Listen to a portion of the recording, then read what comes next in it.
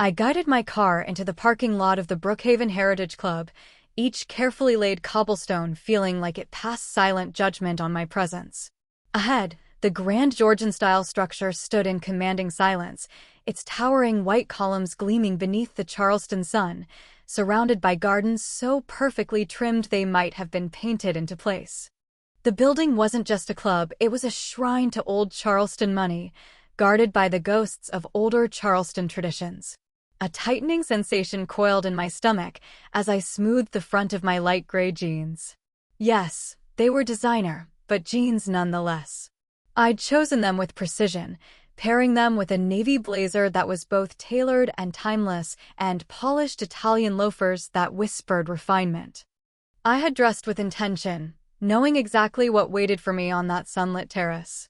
Still, that familiar voice murmured in the back of my mind, it would never be enough. It never was. I spotted them before they noticed me. My father, Raphael, upright and stiff in his cream linen suit, exuding authority even in leisure. My mother, Vivian, the embodiment of poise with pearls glinting at her throat. My sister, Sophia, effortlessly perfect, looking as though she had stepped straight out of a country club catalog. Their expressions were polite enough for public viewing, yet I could sense the strain beneath, the rehearsed civility that had always characterized our family gatherings. The doorman inclined his head with practiced respect. "Good morning, Miss Lopez." The click of my loafers echoed sharply against the marble floor as I crossed the grand foyer, its chandeliers scattering fragments of rainbow light across dark oak panels. My parents had requested this meeting, Sunday brunch at Brookhaven, their domain for over 3 decades. A casual catch-up, they claimed. Father's gaze found me first, the faint frown forming between his brows deepening as his eyes drifted downward from my face to my shoes.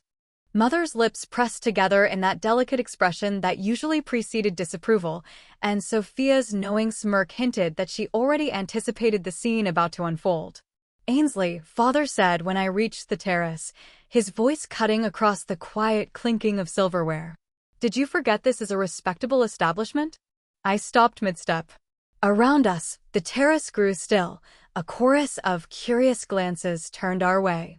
"I'm not sure what you mean," I answered evenly. Mother let out a long, theatrical sigh. "Really, Ainsley? Jeans? At Brookhaven? I told you where we'd be meeting. They're Armani, Mother." "They're denim," she snapped. Everyone else managed to dress appropriately. Sophia joined in, her voice dripping with sugar. "You look like one of the staff, honestly. Did you come straight from cleaning your apartment?" Heads turned. Whispered comments floated across the terrace. A woman at a nearby table leaned toward her companion, whispering as she glanced in my direction. Heat crept up my neck. Father raised his hand, summoning a young waitress with an imperious wave. "Excuse me," he said, his tone sharp. "Could you check with management about the VIP section? Someone doesn't seem to belong here." The waitress hesitated, glancing between him and me, discomfort flickering in her eyes. "I'm sorry, sir, I'll need to call a manager." My throat tightened. For a moment, I was a little girl again, 7 years old, wearing the wrong dress to my cousin's party, standing apart from the others. 13, bringing home a B+ while Sophia earned straight A's. 22, choosing the wrong major, the wrong career, the wrong everything. Always the disappointment. Always falling short. "If I'm embarrassing you," I said softly, "I can leave." Father's eyes gleamed, the faintest trace of triumph in them. "Good. This club isn't for people who don't understand decorum." Every conversation around us seemed to hush.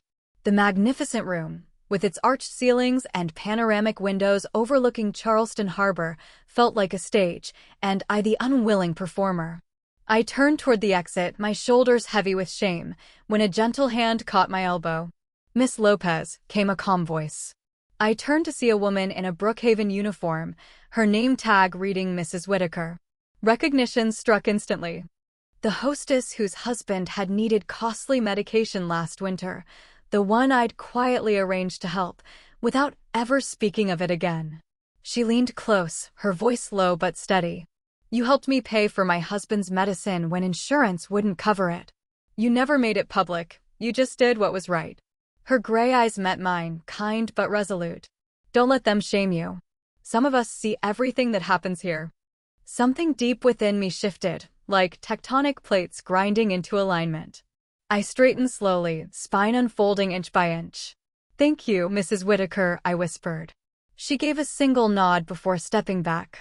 Turning toward my family again, I took in their expectant faces, each of them waiting for me to flee, to resume the familiar role I had played my entire life, Ainsley Lopez, the failure, the one who never measured up. But maybe, this time, the story would end differently. I walked back to their table, pulled out an empty chair, and sat down. I believe I'll stay for brunch, I said evenly, unfolding a napkin and laying it neatly on my lap. I'm rather hungry. Mother's eyes widened. Sophia's lips parted in disbelief. And for perhaps the first time in my life, Father seemed momentarily speechless. I lifted the menu, examining it with deliberate calm. The day might have begun as their ambush, but I had a feeling it wouldn't end that way. I watched Father's expression shift, from quiet disapproval to a simmering fury he tried to suppress. His fingers tapped rhythmically on the linen tablecloth, the same pattern he used to drum out his displeasure when inspecting my childhood report cards. This is entirely unacceptable, he said, his voice low yet resonant enough to carry. Jeans in Brookhaven. I've been a member for 30 years and never have I seen such disregard for proper standards. Mother dabbed delicately at her lips with a napkin. Raphael, perhaps we should speak with management. This reflects poorly on all of us. I agree, Sophia added smoothly, adjusting her pastel dress. The dress code exists for a reason. Father stood abruptly, his tall frame commanding the terrace, as if it were one of his old boardrooms. He scanned the staff until he spotted a young woman in uniform.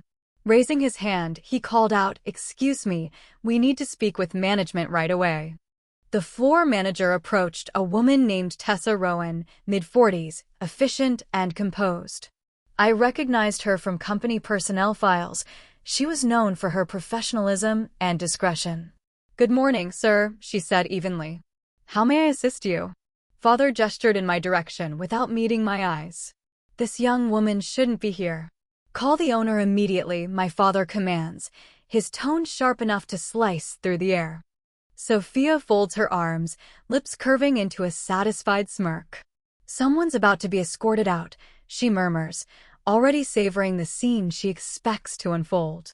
My throat tightens, the familiar pressure of their disapproval pressing against my ribs like an old, suffocating memory. For a brief second, the idea of leaving, of sparing everyone the spectacle my father seems determined to create, feels tempting. But Mrs. Whitaker's quiet words echo in my head, steady and clear. "Don't let them shame you." Tessa's composed expression doesn't waver. "I understand there's a concern," she says smoothly. "I'll have Miss Grant, our executive director, address this personally." "Good," Mother replies, adjusting the gleaming pearls at her neck. "Someone around here still believes in maintaining standards." Sunlight filters through the arched windows, catching on her jewelry. The 3-carat diamond ring, flawless and ostentatious. The tennis bracelet that screams of inherited wealth. Her cream-colored St. John knit suit is likely worth more than most people's monthly mortgage payments. Everything about Vivian Lopez announces refinement and status, the very currency of her existence. While we wait, Father dives into his favorite sermon. "This is precisely the issue with your generation, Ainsley. No respect for institutions, no regard for tradition." I say nothing, lifting my water glass and taking a slow, deliberate sip. "Your sister understands propriety," he continues. "She married appropriately, dresses appropriately, and conducts herself properly." Sophia basks in his approval, her posture elegant and self-satisfied. "Mark and I are still waiting to hear if our membership application will be approved," she adds pointedly. Perhaps if certain family members didn't create unnecessary scenes, the process would move faster. Mother pats her hand gently.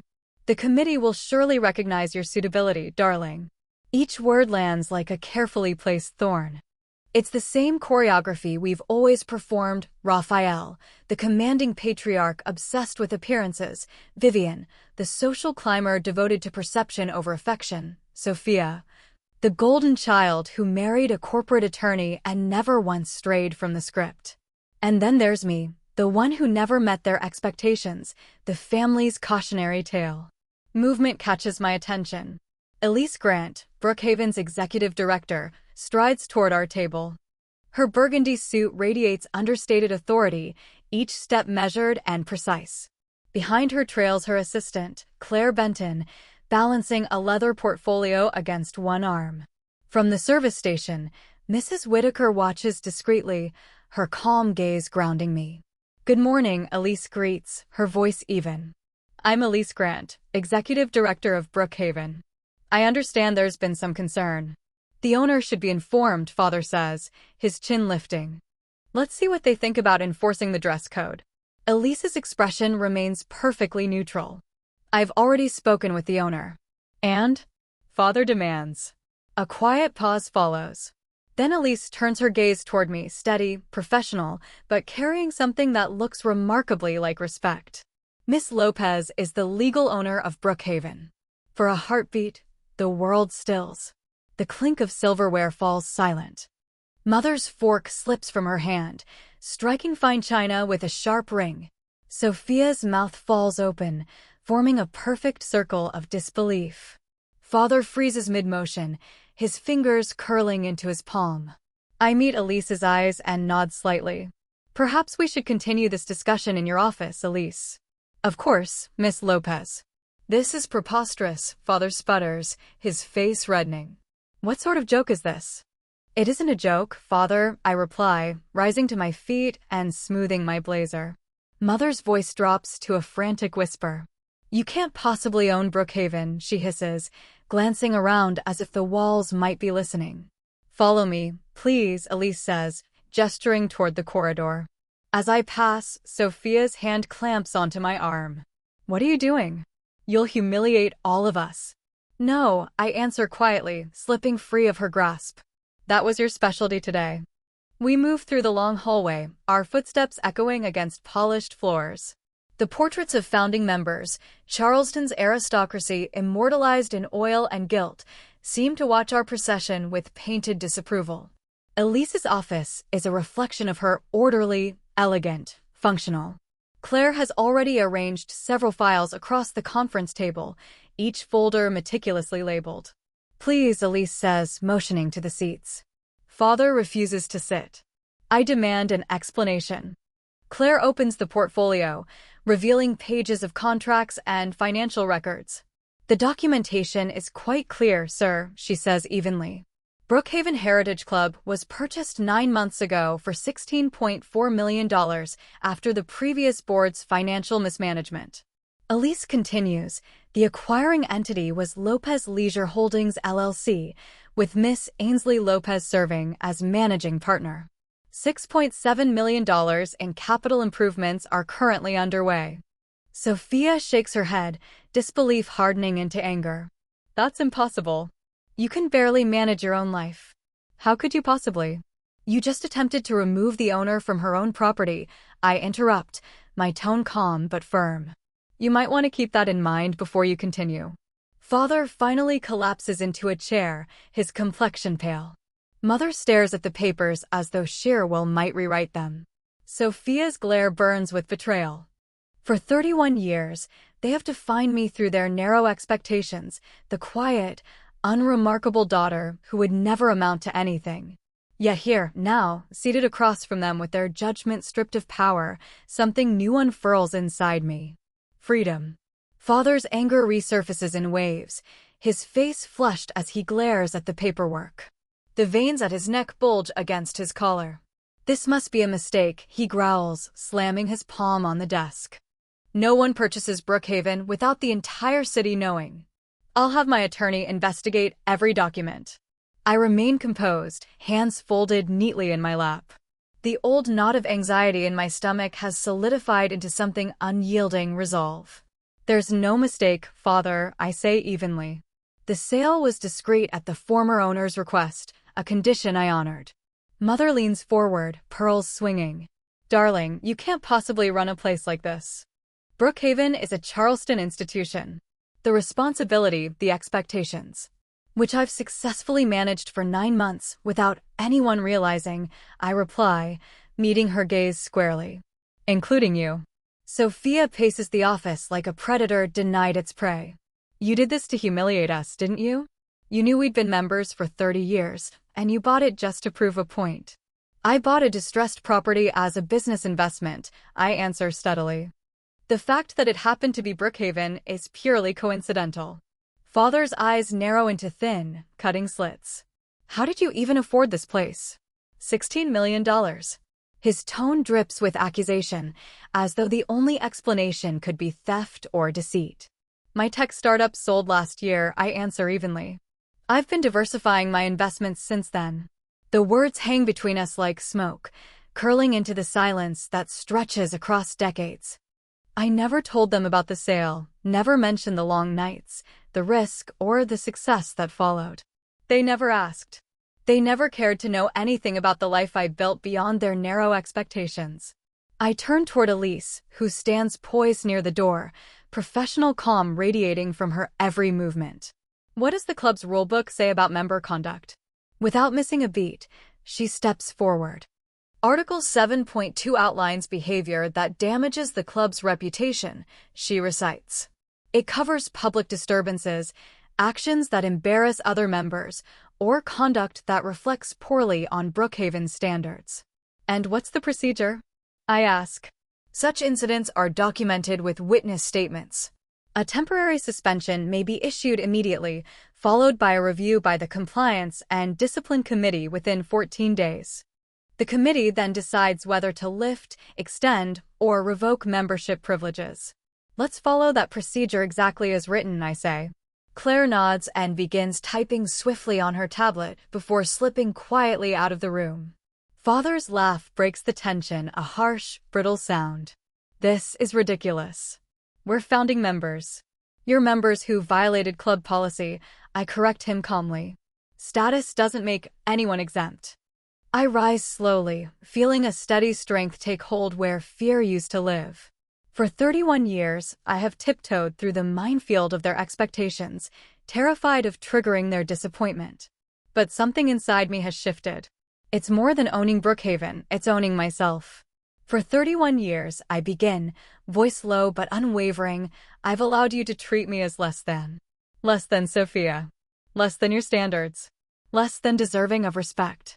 Mother's face folds into an expression she's rehearsed her entire life, pained concern. That's not true, Ainsley. We only wanted what was best for you.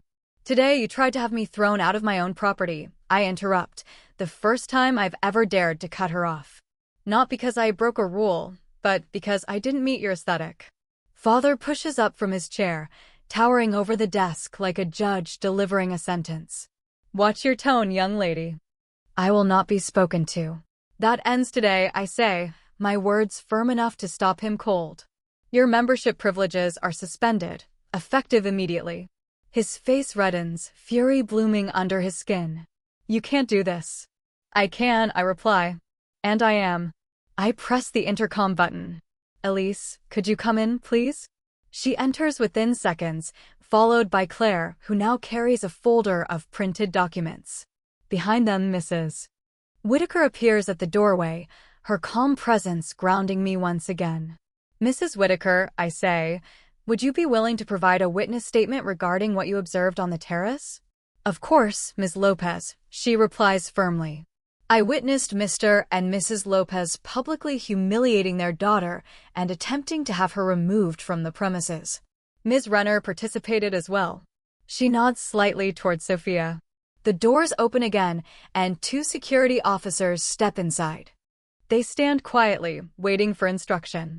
Record the minutes of this incident, I tell Elise. Issue a 30-day interim suspension for all 3 parties, pending committee review. Elise inclines her head. I'll ensure the complete report reaches the committee within 14 days, as policy requires. You'll personally oversee it, I add, to avoid any potential conflict of interest. This is outrageous. Father sputters. I've been a member here since before you were born. Then you've had plenty of time to learn the rules, I reply evenly, gesturing toward the officers. These gentlemen will escort you to collect your belongings from the locker rooms and then to your vehicles. Mother's tears spill freely. You can't do this to your own family.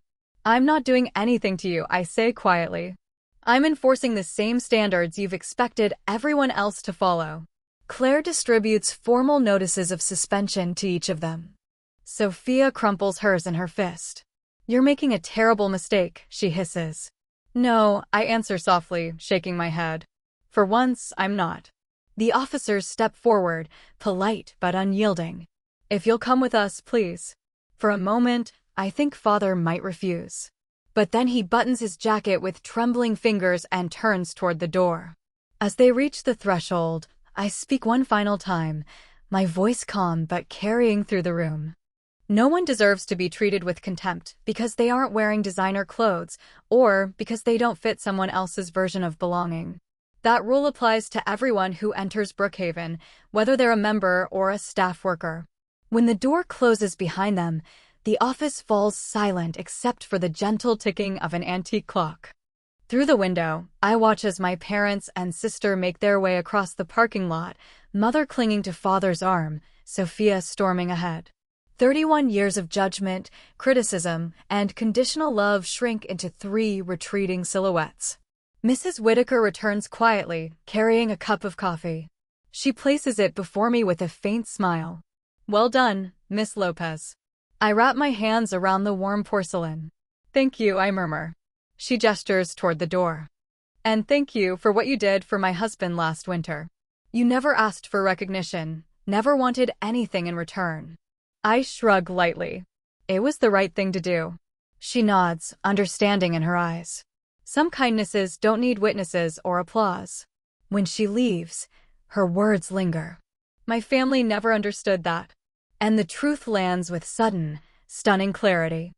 I've spent my life chasing their approval, desperate to prove my worth to people incapable of giving unconditional love. The startup, the millions, even this club, none of it was about ambition.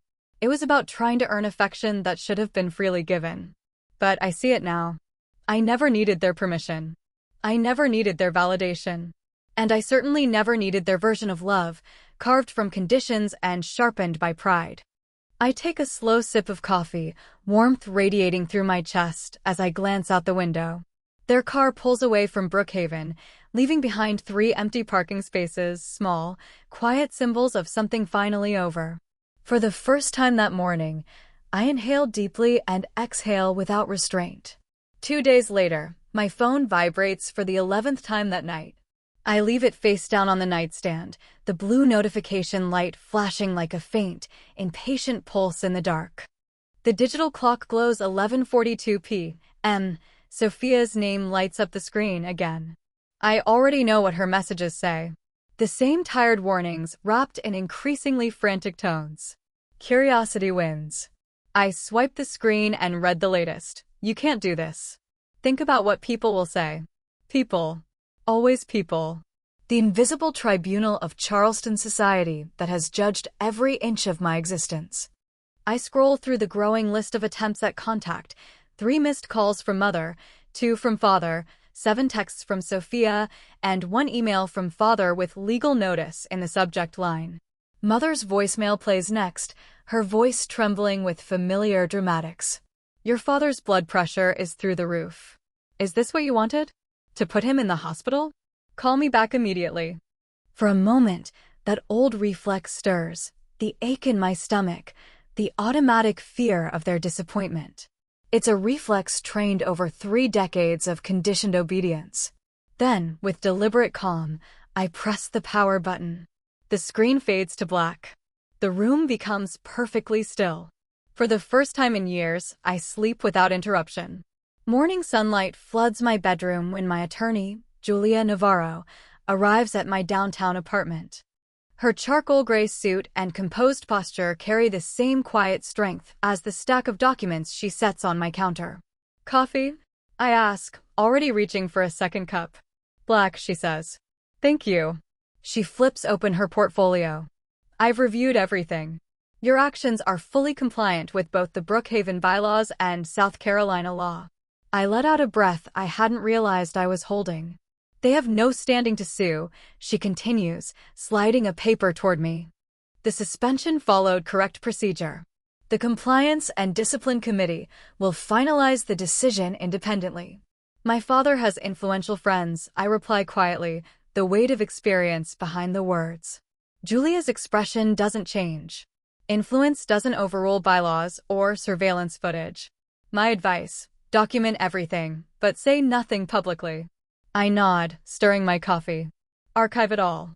This isn't about humiliation. She raises an eyebrow. Then what is it about? Consequences, I answer simply.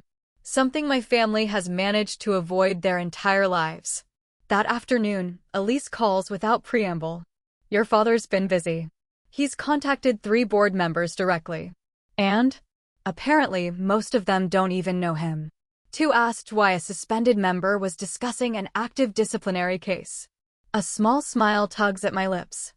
I press my hand against the cool glass of my office window, watching sunlight ripple over Charleston Harbor. Has he threatened anyone? Not outright, Elise replies. But Claire overheard him in the parking lot, loudly complaining about incompetent management and mentioning family connections in Colombia. Another notification pings across my laptop, Sophia's message, synced from my phone. Ethan refuses to get involved. Says you went too far this time. Hope you're happy. Ethan's Sophia's husband, the corporate attorney who has always been their safety net. Apparently, even he's withdrawn. Has my mother reached out to anyone? I ask. Her usual lunch group canceled yesterday, Elise says evenly. And the Harrington Carter Charity Committee suddenly rescheduled their meeting. Social schedules seem to be shifting. I can almost hear her smile through the phone. And father's attorney? He requested the security footage this morning. Once informed it was already secured as evidence, he advised your father to drop the matter entirely. His exact words were, "The evidence is clear." After hanging up, I wander through my apartment until I reach the balcony overlooking Charleston's historic district. Below, the architecture of centuries blends together, 18th-century brick homes shoulder to shoulder with sleek glass towers. The old and the new coexisting, despite everything that divides them. The next morning, I arrive at Brookhaven earlier than usual. Staff members greet me with nods that feel different now, no fear, just respect. Mrs. Whitaker appears with her usual grace, refilling my glass as I settle on the terrace. The staff lounge hasn't stopped talking, she says with a small smile. Good talk or bad? Good, she assures me. Very good. For years, your family treated people here like furniture. The way your father spoke to Maria in housekeeping last month, she shakes her head. Now everyone knows dignity actually matters. Does it bother anyone that I suspended my own family? I ask. Quite the opposite, she replies, standing tall.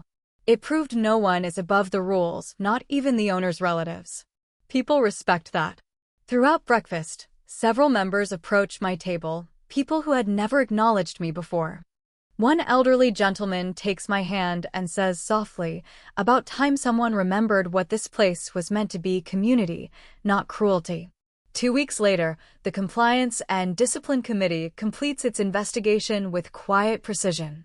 They gather witness statements, review security footage, and uncover prior incidents involving my family that employees had been too afraid to report. The verdict arrives one Wednesday morning in a sealed envelope: permanent membership revocation for Rafael and Vivian Lopez. Associate membership terminated for Sophia Renner. 30-day appeal window. I sign each letter myself, the ink flowing smoothly across the page. My hand doesn't tremble. That evening, I drive home along the Battery, where rows of antebellum homes glow in the fading light. Their wide porches have watched tides rise and fall for centuries, their owners clinging to the illusion that tradition never changes. But the truth is simple: sometimes the tide turns suddenly, sweeping away what once seemed immovable. My phone rings as the harbor comes into view. The appeal window has opened. No appeals are filed. A week later, the glass elevator in my office building glides upward, offering a clear view of Charleston Harbor. Usually, I savor this quiet ascent, watching the sails drift across the water. But not today. The knot in my stomach tightens as the doors slide open to reveal Sophia pacing in my reception area. "You're early," I say, stepping out of the elevator, the calm in my voice concealing the storm beginning to build beneath. My sister spins around, her usually flawless composure shattered. Her eyes are swollen and red, streaks of mascara marking the exhaustion she can no longer hide. Sophia, with undone hair and trembling hands, looks as strange and misplaced as a cardinal against a winter sky. "This couldn't wait," she says, her voice cracking under the strain. "You have to stop this, Ainsley. You can't keep doing this to us." Across the room, my assistant Leo glances up, uncertain whether to intervene. I offer a small nod toward my office. "Let's talk privately." Sophia follows me inside, collapsing into one of the leather chairs the moment I close the door. The polished glass and chrome of my workspace make her distress stand out like a stain on stainless steel. "Mom hasn't left the house in weeks," she blurts, tears breaking free. "Dad's miserable. His blood pressure is through the roof. His doctor had to add another medication just yesterday." I remain standing, arms folded, my tone neutral. "That's unfortunate." "Unfortunate," she repeats, incredulous. "The Harrisons uninvited them from their anniversary gala. Dad's golf partners suddenly have other plans. Mom's charity committee told her to take a break until things calm down." I nod once. "Those are natural consequences of their choices." Her voice rises, trembling. "Is your revenge worth destroying our family's name? The Lopez name used to mean something in this town before you decided to humiliate our parents." "I didn't humiliate anyone," I answer calmly. "They did that themselves." "Do you even hear yourself?" she shouts. "After everything they sacrificed for us." "What exactly did they sacrifice, Sophia?" Her mouth opens, but no words come. She falters, then tries again. "They gave us everything. They gave us things," I correct softly. "Not acceptance. Not respect." The phone on my desk buzzes, but I ignore it. "This isn't just about them anymore," Sophia insists, her voice turning pleading. "Uncle Henry called. Aunt Lorraine too. Even Pastor Green wants to meet about forgiveness and healing the family rift." "How convenient," I reply. "Now that there's a scandal, everyone suddenly cares." "They care because they love this family," she says quickly. "Leonard Bishop offered to mediate." "Dad's golf buddy?" I arch a brow. "The same man who called my company playing with computers?" The family peace committee's a little late. My phone buzzes again, lighting up the desk. Sophia glances at it, then back at me. "You've made your point," she says softly. "Everyone knows you're the one with power now. Isn't that enough?" Her words strike deeper than she realizes. "Is that what I'm doing?" The thought chills me. "I need to take this call," I say, reaching for the phone. "We'll talk later." Sophia grabs her purse, voice trembling. "Just remember, when you're sitting alone in that big empty club, we're still your family." Her parting words hang in the air long after the door closes. That night, I sit in the quiet of my apartment, staring at framed photographs along the bookshelf. One shows our family when I was 10, Sophia and I in matching dresses, Mother's manicured hand resting possessively on my shoulder while Father stands behind us like a monument. I lift the frame, tracing the glass over my younger face. Was I too harsh? The familiar ache of family obligation presses down again. My hand hovers over the phone. One call, one apology could make everything smooth again. The tension would fade, the pattern would resume. But at what cost? I set the photo down and pull a worn leather journal from my drawer, my childhood diary, its pages yellowed and fragile. My handwriting shifts across the years, from childish loops to steady precision. October 12, 2003, Dad said my science fair project was adequate, even though I won first place. June 8, 2008, Mom told Grandma Carter I was finally looking presentable at graduation. Everyone laughed. May 15, 2015, college graduation. Mom said, "At least you finished." Dad complained about missing his golf game. December 21, 2019, told family about venture capital funding. Sophia changed the subject to her husband's promotion. Dad said playing with computers isn't real work. Page after page records years of small cruelties, not open wounds, but tiny cuts that never healed. No dramatic betrayals, just the slow erosion of worth through everyday dismissal. I close the diary, certainty crystallizing inside me. No more, I whisper into the quiet. Their problems are not mine to solve. 3 days later, we meet at a neutral location, a private dining room at the Carlton downtown. I arrive first, taking a seat that faces the door. Father enters first, moving with his usual air of command, Mother and Sophia close behind. He doesn't bother to sit. This has gone on long enough, he declares, as if final authority still belongs to him. I remain seated. Hello to you too, Father. Mother dabs her eyes delicately. After everything we've done for you, Ainsley, all the sacrifices. You've always been selfish, Sophia cuts in, her voice brittle. But this is beyond anything. Their accusations tumble one over another, crashing like waves. I let them. When the tide finally recedes, I speak softly. I accept that this is how you see me. Father frowns, thrown off balance. This isn't the argument he rehearsed. I'm not here to negotiate, I continue. The decision stands. Now see here, Father begins. I won't discuss it further, I interrupt. This meeting is courtesy, not obligation. Mother's lips tremble. Where will we go? Everyone knows what happened. You're welcome to join another club, I reply. Charleston has plenty. You can't just cut us off, Sophia protests. Our relationship moving forward is up to you, I say evenly. But it will be built on mutual respect, or not at all. I stand, smoothing the fabric of my skirt. Father's face reddens. Mother's tears fall freely. Sophia looks at me as if she no longer recognizes her sister. You're making a mistake, Father warns. No, I say quietly, with conviction. I'm correcting one that lasted far too long. I turn and leave, my heels clicking steadily against the marble floor. The weight of their judgment no longer slows my steps, it propels them. For the first time in my life, I'm not running away from my family's disapproval. I'm walking toward freedom. 6 months later, Brookhaven has been transformed. The terrace overflows with blooms, vibrant against the sunlight as I move between tables at the annual charity gala. No longer the outsider. I am the woman who rebuilt what once crumbled. Miss Lopez, Elise whispers at my side, tablet in hand. Silent auction totals are already double last year's. I nod, pleased but calm. The renovation budget was worth it. The grand ballroom glows beneath new chandeliers, the walls now warm cream instead of sterile white. Staff move with quiet pride, their new uniforms designed for both elegance and comfort. Membership applications are up 18%, Elise adds. And staff turnover is nearly zero. Numbers tell the story most people overlook. When I first acquired Brookhaven, morale was crumbling. Now, genuine smiles have replaced the forced politeness that once defined this place. I pause at the entrance to the terrace, the very same spot where, half a year ago, my family had tried to have me escorted out.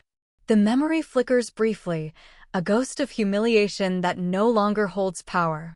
Now, the same space greets me with warmth instead of scrutiny. Miss Lopez, what a lovely evening, calls a member near the bar. Best gala in 20 years, adds a retired judge, raising his glass in my direction. The words carry no hidden sting, no unspoken criticism waiting between syllables. They're simply genuine, and that simplicity feels extraordinary. Mrs. Whitaker approaches, her posture graceful, her new badge, hospitality director, glinting softly in the chandelier light. Only 6 months ago, she had been a hostess whose quiet kindness altered the course of my life. The kitchen staff asked me to tell you they're grateful for the new equipment, she says, smiling. It's made a world of difference. They deserve tools that work, I reply. Her gaze lingers, kind and knowing. You've changed this place, she says softly. People feel valued now. The sincerity in her voice warms something deep within me. That was always the goal, I say, though we both understand what remains unsaid. I've heard that Raphael and Vivian joined Palmetto Oaks Country Club last month. Sophia sends the occasional message, tentative texts about the weather, a polite inquiry about a holiday card, but nothing more. The raw wounds have begun to close, though the scars will always remain. Excusing myself, I ascend the curved staircase leading to the upper balcony overlooking Charleston Harbor. The sunset washes the water in shades of copper and gold, waves glinting like molten metal beneath the descending light. Below, the soft hum of laughter rises from the lawn where guests mingle, their conversations carried by the evening breeze. For 31 years, I chased approval that should have been freely given. I spent decades measuring my worth against standards I never agreed to, believing that boundaries meant selfishness, that obedience equaled love. But now I understand the truth. Respect isn't something you demand or plead for. It arrives quietly, when you stand by what's right, even when that stand costs you something. A young server approaches, refilling my glass. Her name tag reads Naomi, and I notice the faint tremor in her hands. "Everything all right?" I ask gently.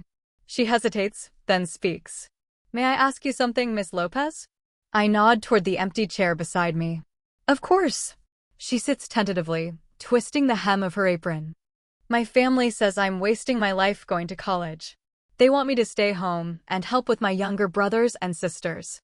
Her words carry a weight I recognize too well, the same burden I once carried in silence. "Your life belongs to you, not to them," I tell her. "Their disappointment is theirs to manage, not yours." Her eyes widen, surprise giving way to something like hope. "No one's ever told me that before." "Someone should have," I say with a smile. "Talk to Elise about the scholarship program. It might be exactly what you need." When she leaves, I sit quietly, watching the horizon bleed from gold into rose.